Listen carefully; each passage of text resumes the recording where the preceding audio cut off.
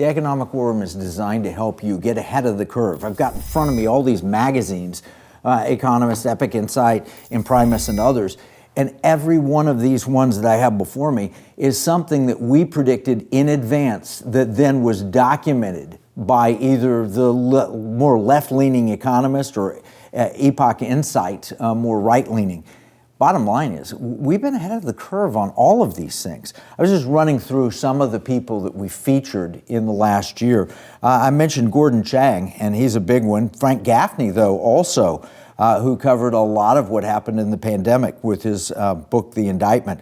Michael Meharry of the 10th Amendment Center, who was a big endorser of transactional gold and silver. Larry Elder from California, and of course our good friend Dr. Ben Carson, who came up, economics is not brain surgery. His bottom line, he's saying, look, anybody ought to recognize that the economic path that we're on with President Biden is a terrible one. And, you know, we've seen that in the headlines. And you just keep going. I mean, we can walk through Justin Danhoff talking about proxy voting and the new global monarchy. Floyd Brown, who had a new book out, and Steve Deace, who had a movie out and book. Scott Shepard. Just running down, Ken Ivory from Utah, who's a big proponent of transactional gold and silver, but he's also a proponent of states' rights. Jason Isaac, another incredible guest from Texas Public Policy Foundation. He talked about the great energy scam. What I loved about that episode is we showed a video to what would life be like if we didn't have oil and gas. I mean, you wake up in the morning, there's no alarm clock, you probably don't have pajamas, you don't have bedding, you don't have slippers, you can't make your coffee in the morning, you have no car to drive because even the electric cars require oil and gas at various points. You know, it's just an incredible video. We have equipped you with information to win in these massive information wars that we're facing.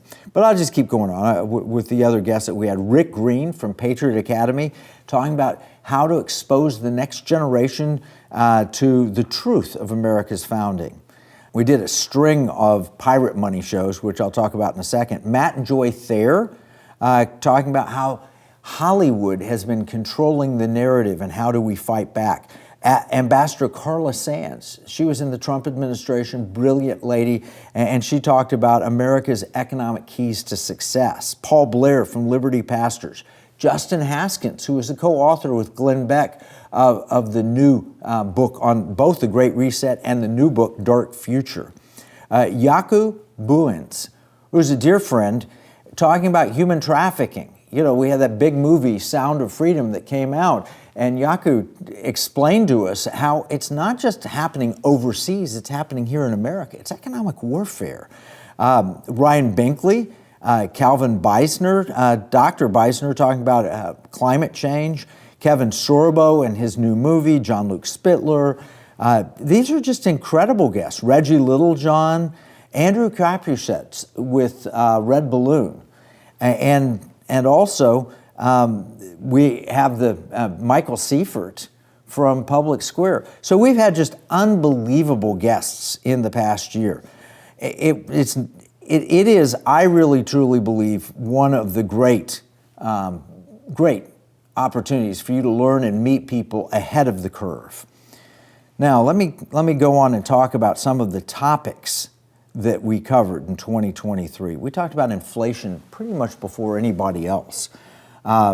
Really, inflation has been a serious problem since Biden's Inflation Reduction Act took place. And now they're trying to claim that because inflation has dropped, it was 8%, now it's only 3.5% or 4%. Look at the great progress we've made. Hey, none of your prices went down. It means the rate of inflation and expansion has slowed. Let me tell you something about that. It will ebb and flow like waves, but prices are still going up. If you don't believe me, go out and buy a bag of groceries. Go to the restaurant. Those are the kind of, now we've had lower gas prices, yes, because Biden has opened the spigots of the Strategic Petroleum Reserve, and he did it just before the elections, and he does it, he does it strategically for his political purposes.